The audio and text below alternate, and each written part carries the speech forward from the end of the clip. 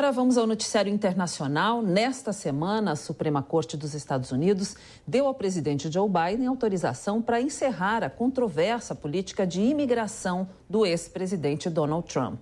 A legislação anti-imigratória estabelecida por Trump obrigava imigrantes a esperarem resposta de pedido de asilo no México.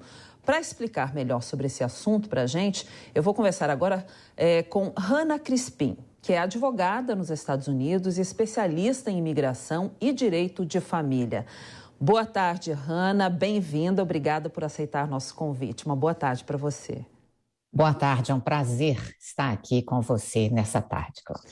Prazer é todo nosso em recebê-la, Hannah. Vamos começar, então, entendendo melhor. Gostaria que você explicasse para a gente o que mudou exatamente com essa nova política. Com esta decisão da Suprema Corte na quinta-feira, né, não está muito claro ainda o que vai modificar, porque a decisão, na realidade, foi um pouco confusa. Nós sabemos que essa prática que foi imposta, colocada em vigor pelo ex-presidente Trump desde janeiro de 2019, permitia aos oficiais de imigração a retornarem para o México algumas pessoas que eram detidas ou se apresentavam nas fronteiras para serem admitidas nos Estados Unidos, mas não tinham nem passaporte nem visto válido para poder entrar. Então, essas pessoas poderiam ser retornadas para o México para aguardarem lá o dia de audiência, que poderiam, então, se apresentar para um juiz de imigração e apresentarem, então, exporem o pedido de asilo. O presidente Biden tentou acabar com esse programa 2 vezes e foi barrado através de estados que entraram com ações contra ele, dizendo que ele não poderia acabar com o programa dessa forma. O programa continua em vigor, é conhecido como MPP, né, mas também conhecido como também ficar no México até o final do seu processo na imigração. E agora o caso chegou até a Suprema Corte nos Estados Unidos, que na última quinta-feira emitiu uma decisão um pouco confusa. E por que é confusa? Porque, por um lado, os juízes disseram que o presidente Biden e a administração dele têm sim autoridade para modificarem leis de imigração e que eles não violaram nenhuma lei de imigração ou nenhum procedimento de imigração ao terminar o programa. O problema é que, por outro lado, os juízes falaram, bom, o caso não está encerrado, nós vamos retornar este caso para a corte no Texas, que foi a corte onde foi iniciado o processo contra ele, contra o governo, para determinar se a administração Trump violou alguma lei administrativa. A coisa é complexa, é confusa, mas em termos práticos é isso que está acontecendo. Por um lado, os juízes falaram, o presidente pode acabar com esse procedimento, né, das pessoas ficarem no México. Por outro lado, eles podem acabar porque não violou de imigração. Mas nós não sabemos se leis administrativas foram violadas. Então, isso vai voltar para as cortes e vamos aguardar, inclusive, saber se, enquanto o caso está pendendo novamente, se essa prática vai ser suspensa ou não. Nós ainda estamos no ar com isso. Hannah, eu gostaria de contextualizar agora essa questão que a gente está falando da imigração nos Estados Unidos, porque no último dia 10 agora de junho, o presidente Joe Biden, aí na Cúpula das Américas, ele propôs esse pacto com os líderes para controlar a imigração ilegal. Isso porque houve essa tragédia, né? Essa tragédia que vitimou cerca de 50 imigrantes no estado do Texas.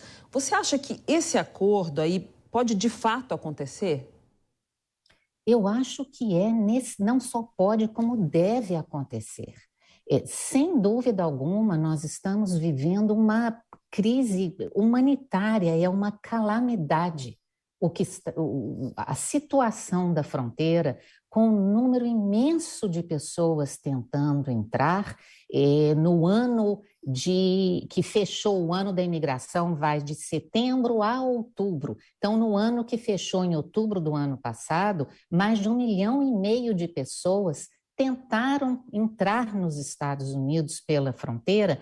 E como é que você vai receber e acomodar todas essas pessoas? Como é que você consegue, um país consegue fazer uma triagem de quem realmente precisa e tem um argumento válido para poder pedir asilo? Sem dúvida alguma, a grande maioria dessas pessoas está fugindo violência, perseguição. Agora, existe um número muito grande também que está vindo para tentar uma vida melhor no país, fugindo de problemas econômicos sérios. A questão é como que você aloja, acomoda e faz uma triagem para esse número gigantesco de pessoas. Hanna, a gente vai convidar também para essa entrevista o nosso comentarista aqui da Jovem Pan News, o Miguel Daoud, que está participando do jornal neste sábado. Daoud, pode fazer a sua pergunta, por favor. Hanna, boa tarde. A minha pergunta é no sentido de que os Estados Unidos estão entrando numa recessão econômica e o mundo também vem passando por dificuldades. Esse cenário pode agravar ainda mais a situação da imigração para os Estados Unidos?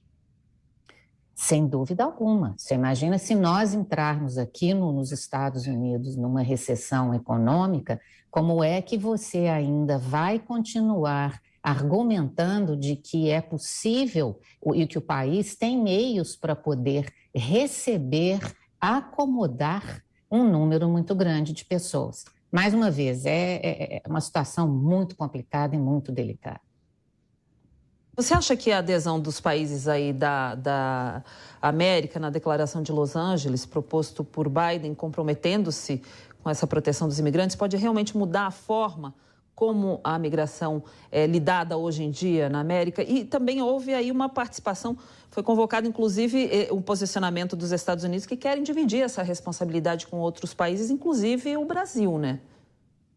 Sim, bom, primeiro acho que vale a pena lembrar que existe um número muito grande de brasileiros que continuam tentando entrar nos Estados Unidos pela fronteira, muitos inclusive, infelizmente, iludidos, ludibriados de quão fácil o processo é e também quão fácil não só é atravessar a fronteira, mas como se estabelecer aqui no país. Agora, eu acho que os Estados Unidos chegou num ponto realmente que eles precisam da colaboração desses outros países, não só a colaboração, mas como também exigindo uma forma de, vamos trabalhar juntamente, vamos ver qual é a responsabilidade de cada país em tentar deter esse número de pessoas tão grande que está tentando sair para chegar aqui nos Estados Unidos, muito sem noção do que é, na verdade, o processo, quais são as possibilidades, inclusive, das pessoas se estabelecerem aqui. Daoud, tem mais uma pergunta a fazer para a Hanna? Tenho sim. Professor, uma curiosidade. Nós vimos umas imagens que a TV mostrou há pouco, quando a senhora falava, alguém jogando do outro lado do muro, acho que a palavra mais correta, 2 crianças. Eles colocam do outro lado do muro 2 crianças e saem correndo. Qual é o objetivo e qual é a expectativa dessa mãe ou desse pai que fez isso? Olha, eu não sei te dizer qual é a expectativa de um pai que está vivendo, de repente, uma situação tão difícil e um desespero tão grande que você joga uma criança ou 2 crianças pelo muro, sem saber, inclusive, quem que vai chegar lá do outro lado para socorrer. O problema de crianças que são detidas ou apreendidas cruzando a fronteira sozinhas ou com outros adultos que não são os pais é terrível, é uma barbaridade, inclusive, isso talvez não seja tão divulgado aí, mas o número de crianças que são raptadas, que são vendidas, existe um tráfico de crianças para que elas possam ser emprestadas para adultos, porque eles dizem que é mais fácil você conseguir entrar no país e não ficar detido e nem ser devolvido para o México se você é um adulto com uma criança e fala que aquela criança é seu filho. Então, tem um número grande de crianças que são, depois que cruzam a fronteira, são até abandonadas por esses adultos também, e o governo tem que assumir a responsabilidade e assume sobre elas, são encaminhadas a creches, orfanatos, até que possa, de repente, ser identificado algum familiar ou onde estão os pais dessas crianças, para que elas possam ser entregues para responsáveis. Muito bem, agradeço muito a sua participação hoje aqui neste Headline de sábado, Hanna Crispim, que é advogada especialista em imigração e direito da família. Uma boa tarde, né, para a senhora e seja bem-vinda sempre.